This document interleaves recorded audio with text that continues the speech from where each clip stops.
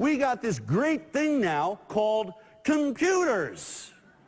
Okay? How about the idea of making it so that the computer automatically, let's automate the system so that every injury that comes into a doctor immediately reports up, so that we can start having data to look into what is happening to our children. Makes perfect sense. Believe it or not, I'm not the only genius. CDC thought of that. In fact, they hired a private company in 2010, gave them $1 million to take the Harvard Pilgrim HMO and say, could you automate it? See if you can automate it. And they did.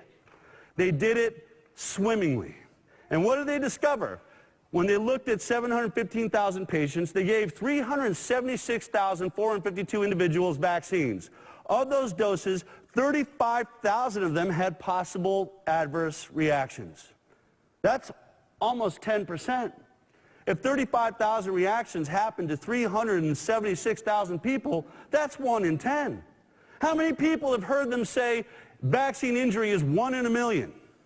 Right? 1 in a million is what they say on the news all the time. But this system, once it got automated, showed that it was 1 in 10. And what did the CDC do? Did they go jump up and down and say, finally, we can get to the bottom of this. We can take this data and we can make our vaccine program safer. We can spread it across the country. No. Look what they report, the people that were hired and paid $1 million. Unfortunately, there was never an opportunity to perform system performance assessments because the necessary CDC contacts were no longer available. The CDC consultants responsible for receiving data were no longer responsive to our multiple requests to proceed with testing and evaluation. They stopped answering the phone, they stopped answering emails, and they buried this. Why?